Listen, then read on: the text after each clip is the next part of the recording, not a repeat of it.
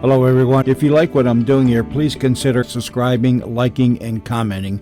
It would really help the channel out quite a bit. Thank you very much. And now, Peter Paul Mound's Almond Joy and Cadbury Chocolate Bars presents Alien Worlds. Slowly rotating at the edge of deep space, 1,000 kilometers beyond the atmosphere of 21st century Earth, is the Arthur C. Clarke Astronomical Observatory, Starlab. Here, Starlab Research Director Maura Cassidy, along with the scientists and technicians of the International Space Authority, watch over the countless stars and planets that fill the silent distances beyond the giant space station. This week, the men and women of Starlab encounter the terrifying dissonance of Death Song on Alien Worlds.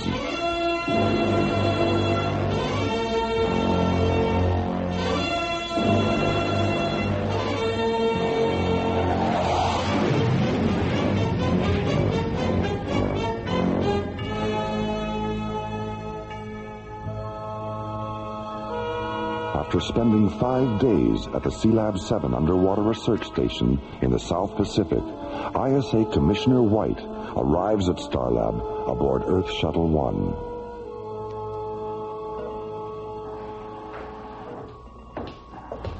Hello, Maura. Jerry. Hi, Commissioner. Hello, Commissioner. How are John and Buddy doing with their aquanaut training? They'll be in Sealab 7 until Friday. Then they move to the Baltic for 10 days in the Soviet Aqualab complex at Chilenka. They like being underwater so much, you'll probably have to keep them in your aquarium when they get back. Figures. Starlab, can you hear me? This is Starlab. Please identify yourself. We are Zeta and Lizzie, two Optimum physicians from the planet Aragon. Please give us sanctuary. What's your situation? We are being pursued by a hostile renegade spacecraft, which has already damaged our ship. If you don't give us sanctuary, the renegade will destroy us. Get a visual scan on them, Jerry. Right. There it is. My God, it's enormous. Starlab, this is Whitney again. Did you understand our last transmission? Be careful, Jerry. That ship doesn't look damaged to me. Withy, we have your spacecraft on visual as a large corrugated black disc with red, yellow, and green markings. And we see no sign of damage. That's not us, Starlab. That's the renegade. Our ship is bell-shaped and silver. There it is. Lower left-hand corner of the screen. It's so small. No wonder we didn't see it. Magnify it, Jerry. Jeez, look at that. The hull's full of cracks all the way down to the tail fins. Open the emergency docking bay, Jerry. Right. Withy, guide your ship toward the docking bay that's surrounded with flashing red lights, and we'll take you aboard. Thank you, Starlab. Thank you.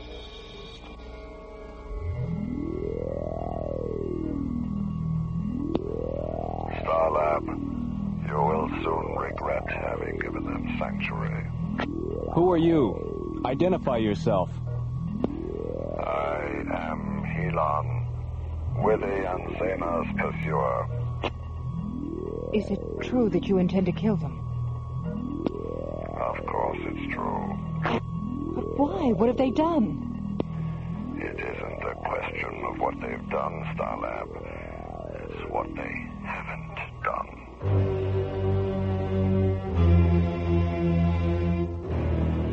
Alien Worlds will continue. This woman's sorry for keeping you guessing. You never know what I'll do.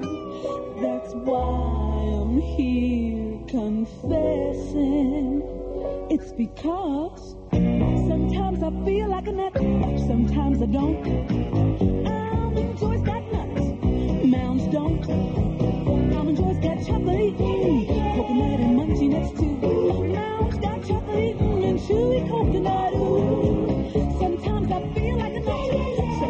I don't. I'll enjoy that nut. Mounds don't. Because Sometimes I feel like a nut. Sometimes I don't. Sometimes I feel like a nut. Sometimes I don't.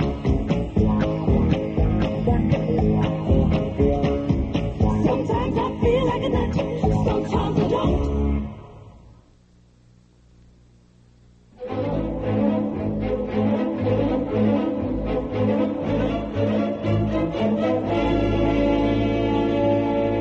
Alien Worlds continues. The routine of Starlab control is suddenly interrupted by an emergency transmission from an incoming alien starship. Aboard the ship, Withy and Zena, two Octagon physicians from the planet Aragon. We are being pursued by a hostile renegade spacecraft, which has already damaged our ship. If you don't give us sanctuary, the renegade will destroy us. As the bell-shaped Aragonian starship moves into visual scanner range, Mora, Jerry, and Commissioner White see another spacecraft.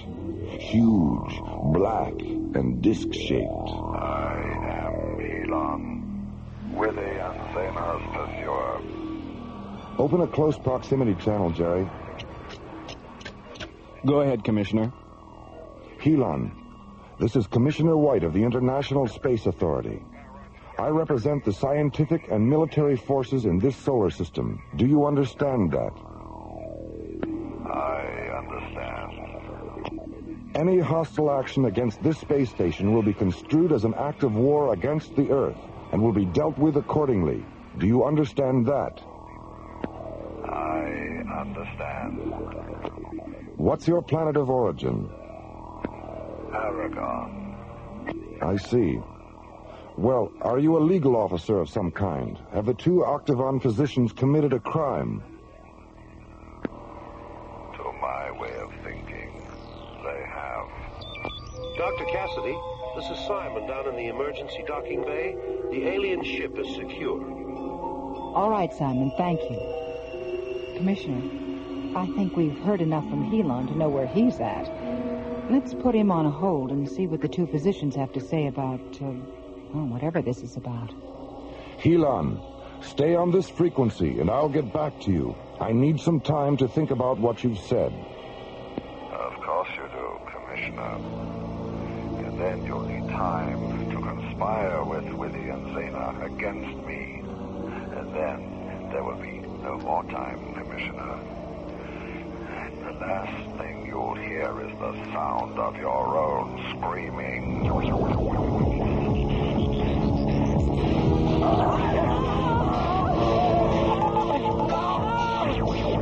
Surrender the two physicians within the hour, or I'll unleash a symphony of such terrible power that your Starlab will shatter like delicate crystal.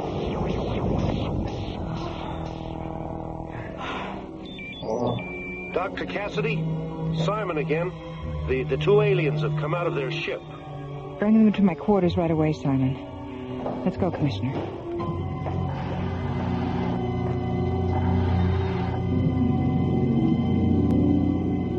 I don't know, Mora. Except for Stygos and the Trell, we've never had to deal with this kind of hostile alien power before. Dr. Cassidy? Hello, Simon. Where are the two aliens? Well, they're kind of shy. Have them come in, Simon. We won't bite. Withy? Zena? It's all right. You can go in. Oh, my gosh, they're elves. Little blue elves. It's obvious what a surprise we are, all because of the size we are. But just because you're tall and pink and we are short and blue, the fact is you are as strange to us as the two of us are to you. The two of us are to you.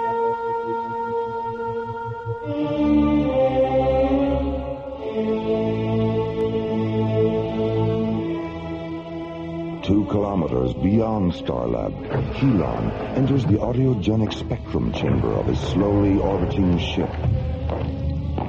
He touches a bright red jewel near the entryway. The gleaming black metal floor slides open. Then something begins to rise up out of the opening. Something massive and angular and dark. A nightmare construct of polyphonic drone generators and ultrasonic inverters, thick spiraling amplifier coils, and blood-red keyboards. Helon's death song synthesizer, the Cathedron. My beautiful Cathedron, my phantom self, my soul. Soon we will hear their voices dying amid the music of an unexpected destiny. Elon, it's time. Time? Time for what, Cataract? My infusion. It's time for my infusion. I just gave you a death song infusion, Cataract, a few moments ago, up in the communications chamber. No, you didn't, Elon. That wasn't my infusion. That was the premonition adagio you transmitted to Starlab. It was? Yes, of course it was. Forgive me, Cataract. Perhaps we should share an infusion. Memory distortion is one of the primal symptoms of death song withdrawal. Yeah, yes, of course. An infusion. Here, Cataract. Help me with the anthem injectus. With pleasure.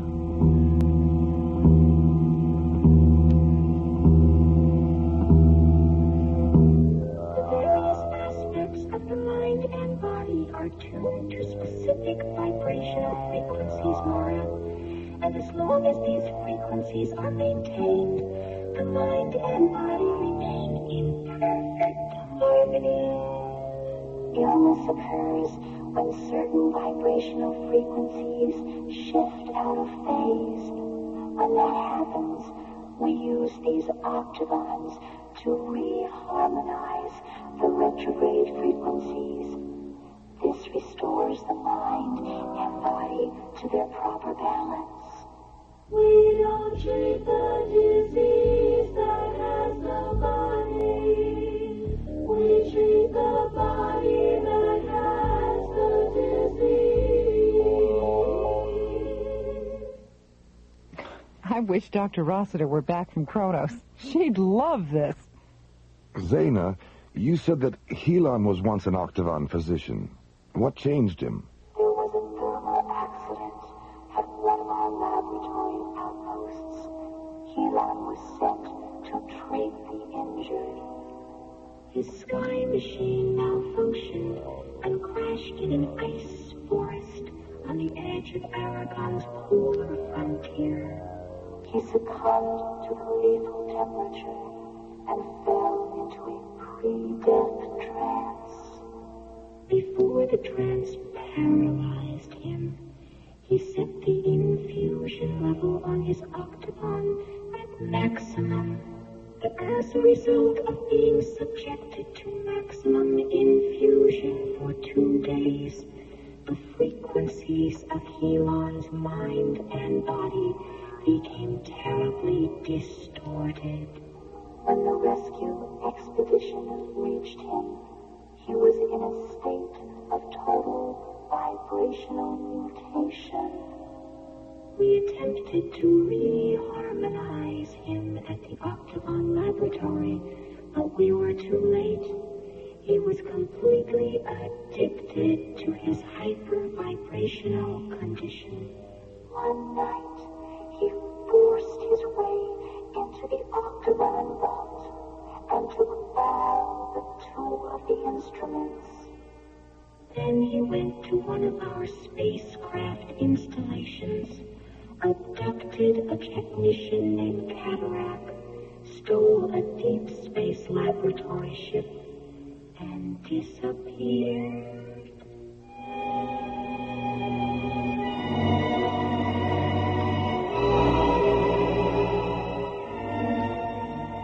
Helon, when Witty and Zaina are dead and their octagons are interfaced with the cathedral, where will we go? What will we do? We will wander from galaxy to galaxy, exploding the stars with death song. I see crescendos of light and sound will sweep to the far corners of the universe. Death song. Bright comets will swirl and dance against the fiery coronas of eclipsing suns. Death song. Planets will vanish in screaming disintegration. Death song. Raging through the silence, transforming into deafening articulations of infinite majesty. Death song. Death song. Death song.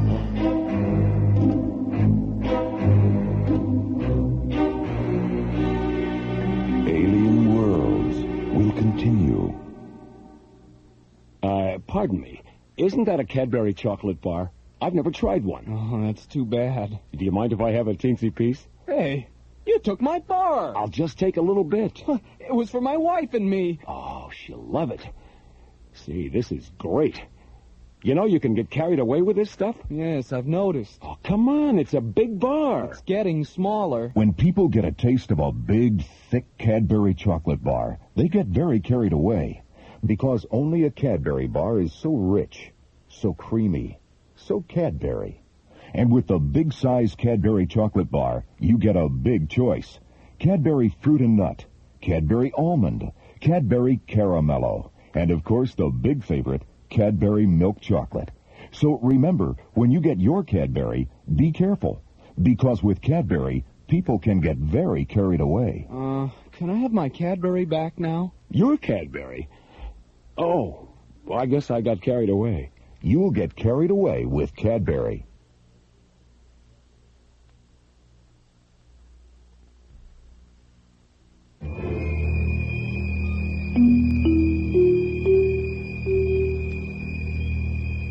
Alien Worlds continues. 2 kilometers beyond Starlab, Helon's huge, black, ovaloid spacecraft continues its slow, concentric parking orbit. In the ship's autogenic spectrum chamber, Helon sits before the blood-red multiple keyboards of the Death Song Cathedron. Cataract, go into the communications chamber, contact Commissioner White, and say this.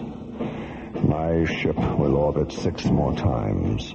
If at the beginning of the 7th orbit, Withy and Zena have not surrendered, Death Song will take the lives of every multi-vibrational organism aboard Starlab. Yes, Helon.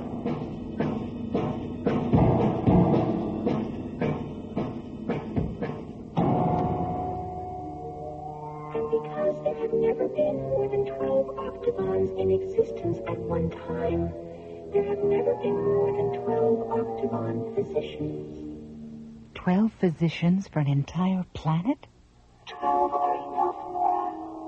Injuries are rare on Aragon, and illness is relatively non-existent.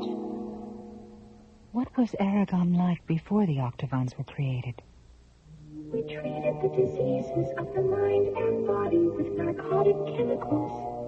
As a result, the people of Aragon were in a constant state of neurotic irresponsibility. Mora, are you there? What is it, Jerry? I have a transmission coming through from Helon's ship. We'll be right there.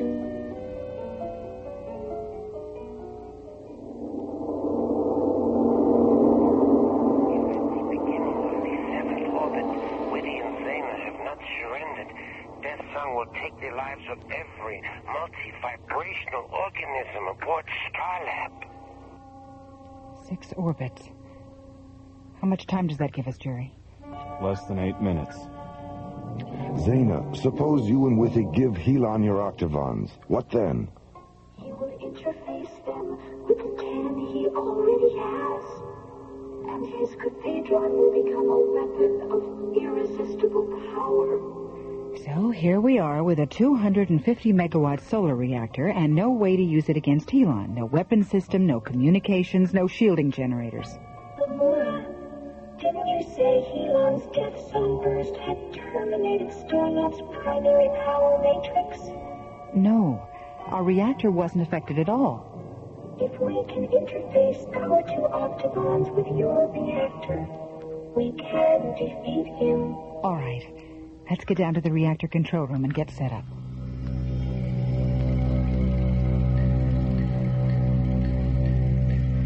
much time do we have, Jerry? 1 minute, 30 seconds. Helon just started his 5th orbit. Withy, what effect will this have on Helon? He will die. Die? But you said you wanted to help him. Taking his life is the only way that we can recall him to life, Laura. Our octagons will terminate him and then infuse him with the frequencies of his earlier life. How will you know if you've been successful? His voice, Commissioner. You will hear it in his voice. Harmonize the octagon, Zena, and tune for maximum pulse inflection. Harmony achieved. Engage the primary and ancillary subarticulations. Multiphonic articulations are in cadence. Cross-link reactor output subterminals, Jerry. Subterminals are in phase. Maximum quantum injection now.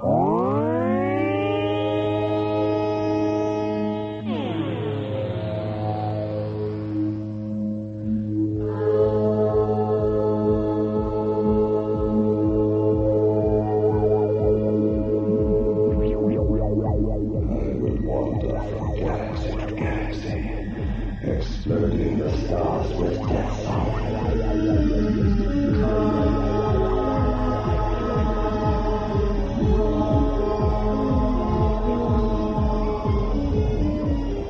Icy crescendos of light and sound will penetrate to the far corners of the universe. Death song.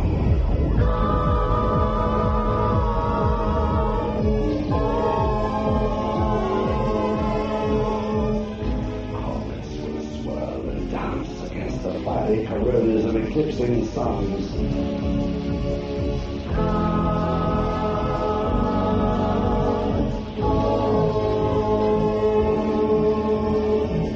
Death song. Death song.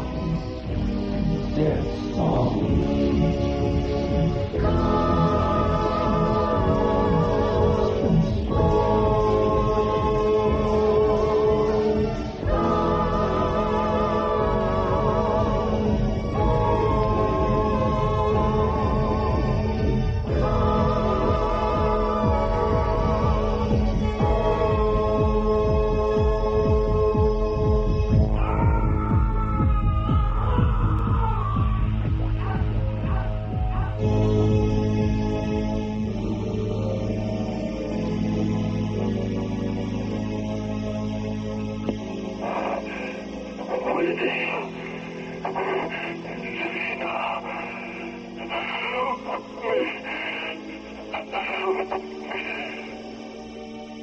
We must go to him, Laura. Call the short-range vehicle hangar, Jerry. Tell them to get a shuttle ready. Elon. Cataract, my friend, forgive me. Please forgive me.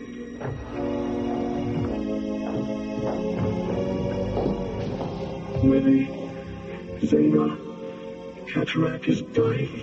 Attend to him, Zena. Don't try to stand, Elon.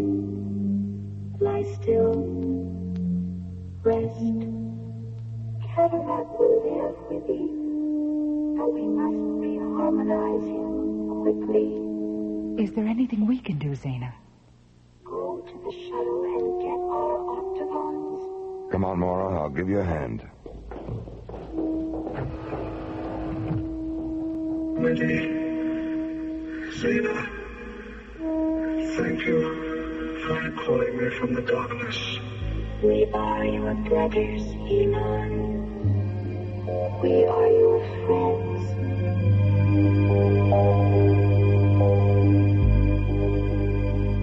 We are the spectrum travelers, enemies of darkness, seeking ourselves in the many colored winds that lie.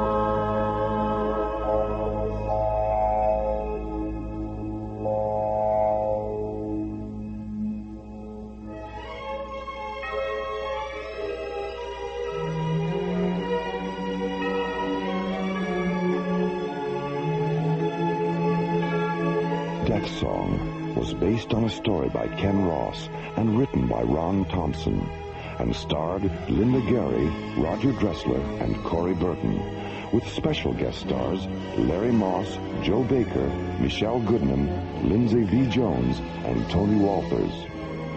Music director Tom Rounds, with special music effects composed and performed by Rick Kellis. Associate producer and song lyrics by Ron Thompson. Engineer Stu Jacobs. Assistant to the producer Jim Cook. Technical consultant Peter Sky. Alien Worlds was created, produced, and directed by Lee Hansen and is distributed by Watermark Incorporated.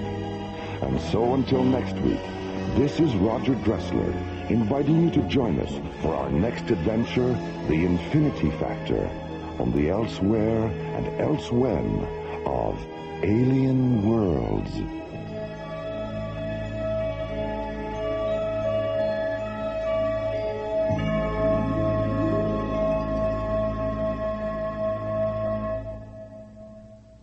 Peter Paul and Cadbury Chocolate Bars hope you have enjoyed Alien